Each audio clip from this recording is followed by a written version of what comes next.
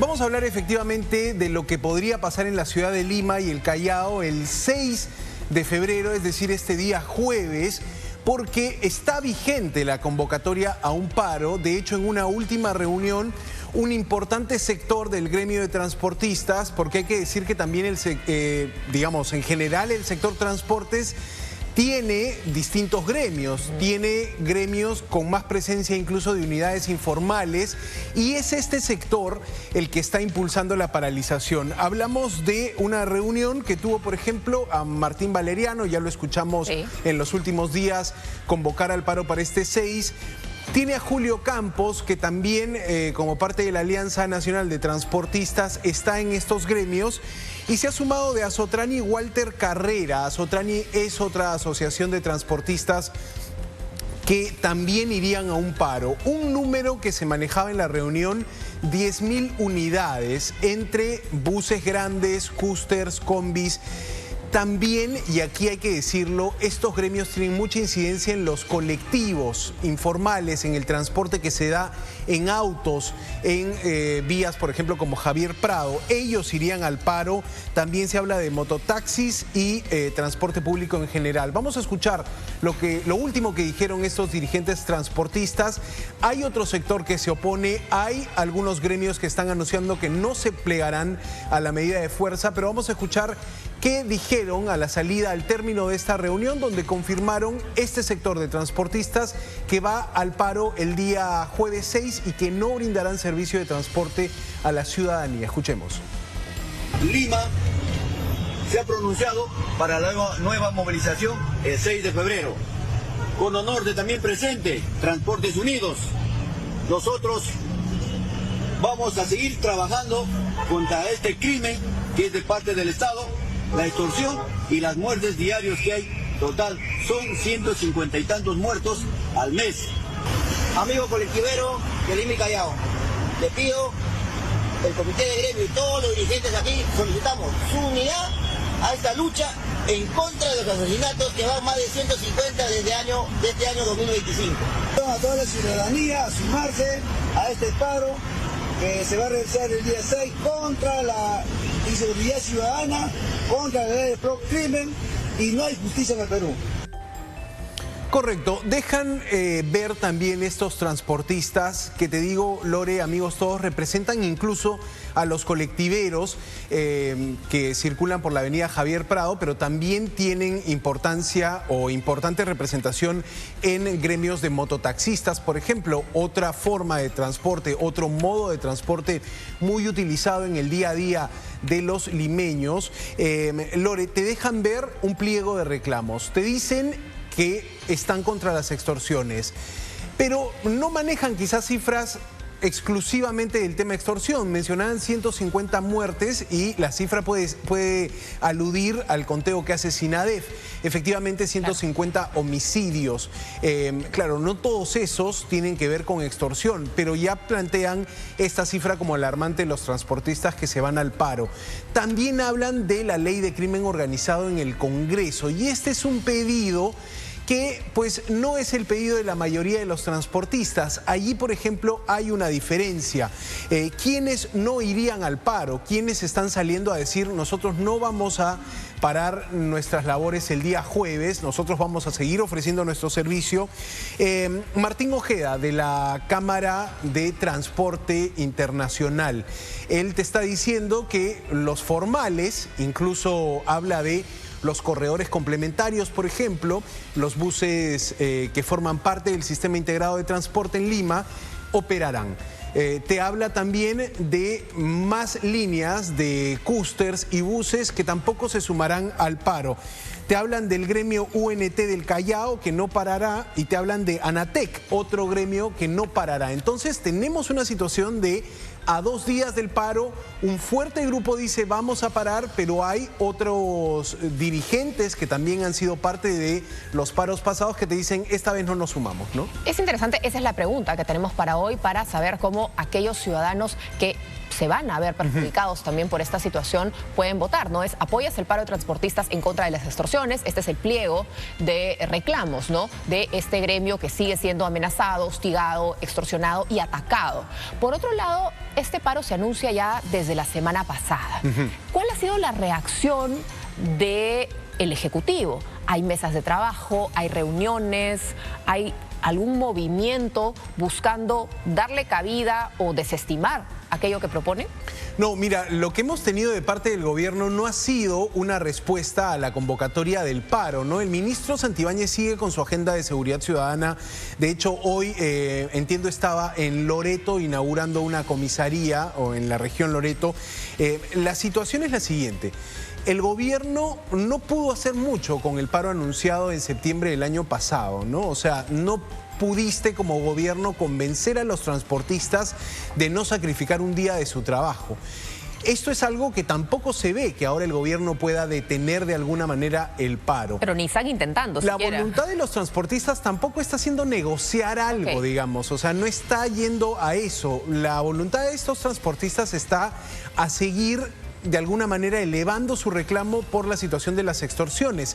Te decía el reclamo, y esta vez la diferencia del pedido de los transportistas va a lo difícil que les cuesta a ellos iniciar una relación con la policía. El transportista extorsionado va donde la policía y encuentra una respuesta mala, negativa, desidia, no querer trabajar, regresa y paga los 5 soles de extorsión, o encuentra que su denuncia es filtrada a la red criminal que lo extorsiona. Entonces, estas dos respuestas, o estas dos serios cuestionamientos, no han tenido respuesta del Ministerio del Interior. Te decía, Martín Ojeda, dirigente gremial de la Cámara Internacional del Transporte, dice: no voy a parar. Héctor Vargas, presidente de la Coordinadora de Empresas de Transporte Urbano, te dice: tampoco me sumo al paro. Sectores más formales no encuentran en esta una medida para plegarse. Los sectores más informales, que tienen mucha presencia y que de hecho en los últimos años han venido creciendo en número, en unidades, taxis, colectivos, buses. Casi te diría, Lore, por cada línea formal, por cada ruta formal, tienes un grupo de transportistas bajo la calificación de pirata que también operan y también ofrecen el servicio. Y la gente usa ese servicio. De hecho, no por ser informales podemos sacarlos del mapa. Más bien, es este sector informal o con mayor presencia de unidades informales el que está moviendo más la situación del paro este jueves.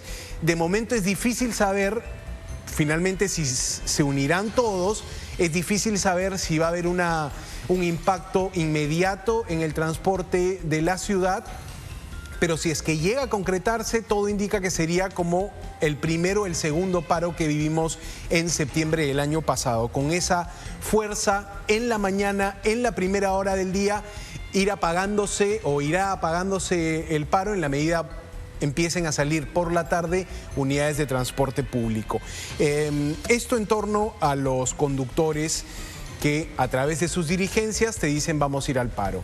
¿Qué pasa en el volante, ¿no? ¿Qué pasa cuando el conductor vive con miedo? Y este es un trabajo interesante de nuestro compañero Manuel Arcelles, que le pone el micro al conductor y le pregunta cómo vive con esta situación de las extorsiones, o ver que a sus colegas en los últimos meses los han ido matando, ¿no? Porque hablamos de crímenes de choferes incluso en horas donde estaban prestando servicio. Vamos a escuchar el testimonio, el miedo al volante.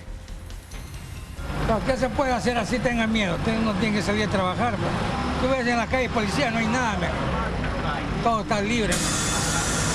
Pero, ¿cuál es la zona más complicada que le da temor circular? Bueno, norte, pues, Caraballo. Sí. Todos tenemos miedo que nos maten. Todos tenemos miedo que nos maten porque todos tenemos familia, tenemos hijos. Yo no me he metido con nadie, para que nadie se meta conmigo. Yo no trabajo de noche. No, yo madrugo para salir temprano y subir temprano ya. Hay que tener miedo porque en casa me espera, ¿no? Por más viejo que estoy.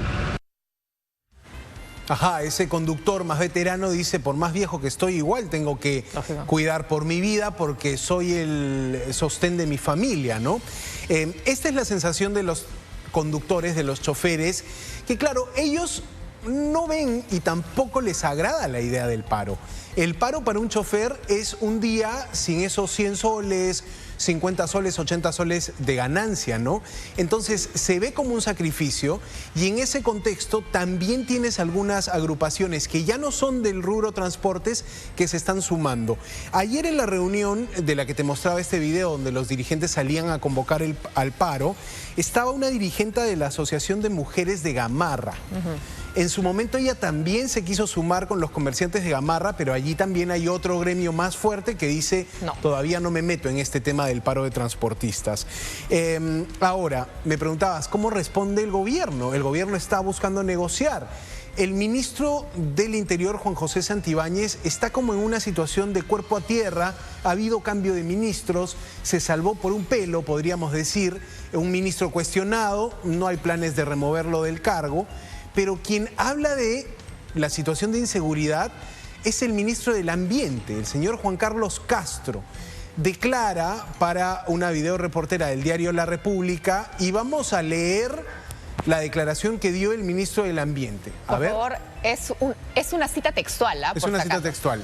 No nos hemos inventado nada. A ver, dice el ministro del Ambiente. Ok, dice, como ciudadano percibo que hay un avance en la lucha contra la criminalidad y no solo yo percibo esto, ¿no? Sino también quienes viven en mi condominio, dice, quienes viven en mi condominio, en mi zona. El ministro del Ambiente perciben que pueden salir tranquilos. Esta declaración la dio al diario La República, está en video, y claro, nosotros la recogemos a nivel de texto, pero lo que aquí ya te está mostrando es, probablemente, primero, ¿qué hacía el ministro del Ambiente hablando de materia de seguridad ciudadana? Me río para no llorar, porque de verdad que me parece increíble que alguien salga a decir, siendo ministro de Estado, sabiendo la asignación particular de seguridad que le asiste a un ministro de Estado, salir a decir, pero yo me siento muy seguro y todos en mi condominio igual. Lógico, pues, señor ministro, si en su condominio tienen que poner más seguridad para protegerlo a usted, pero en mi zona, en mi barrio. Además, probablemente el ministro viva en un distrito, anticipo, donde la seguridad ciudadana, donde el patrullaje funciona un poquito mejor. No es la realidad de distritos que están ubicados quizá en Lima Norte, en Lima Este, donde el privilegio no los acompaña. Y yo creo que nunca una autoridad puede olvidarse de su privilegio. Sí, claro, falta de empatía, diríamos, ¿no? O sea, entender la realidad del país supone ahorrarse estos comentarios al ser un funcionario con un salario de 30.000 soles, al ser un funcionario con seguridad de la policía. Su situación personal no puede ser utilizada como ejemplo de la realidad de la inseguridad en nuestro país. Es como que un ministro salga el ministro comete un error de lógica. Es como decir que y un después ministro quiere empatizar. Claro, como que un ministro salga a decir, ay, qué raro, ¿por qué dicen que a la gente no le alcanza el sueldo? A mí me alcanza, incluso ahorro. Como si esa fuera la medida o la línea. ¿Puede poner de nuevo la claqueta de verdad lo que ha dicho el ministro? Quizá full pantalla también para que la gente pueda ver la declaración, ¿no? Porque es textual, ¿no? De verdad, por Dios, que no nos la hemos inventado. Yo tuve que entrar a mirar la noticia, a ver el audio, a ver si no estaba, si de verdad estaba viendo un furcio. Dale ahí tú. Pónchala para que se lea bien, para que la lea la gente. Esa es un poco la idea. Juan Carlos Castro, ministro del Ambiente. Como ciudadano, percibo que hay un avance en la lucha contra la criminalidad. Después declaró también que el ministro ha sido una excelente labor. Y no solo yo percibo que hay un avance en la lucha contra la criminalidad, sino también quienes viven en mi condominio y en mi zona perciben que pueden salir tranquilos, que hay más policías, dice la cita textual de esta declaración del ministro del Ambiente, que claro, te digo, comete un error de lógica, porque un ministro no es una persona normal en nuestro país. Un ministro tiene seguridad, además de un salario que le permite probablemente vivir en una zona donde no tienes, como en San Juan del Lurigancho, un déficit de policía, ¿no? No sé cómo decía en El Chavo, ay, póngale cero. No voy a decir la otra palabra, porque estamos hablando de un ministro de Estado, por supuesto, pero sabían cuál era la referencia al Chavo. ¿Cómo vas a contestar eso? Porque tú bien lo dices, es un problema de empatía, es un problema de no entender el cargo que ostentas y además, en el fondo, ¿cuál es el rol del ministro del Ambiente en una defensa cerrada al ministro del Interior? Dos carteras que en realidad tienen poco o nada de relación. Yo podría entender una declaración del ministro de Justicia,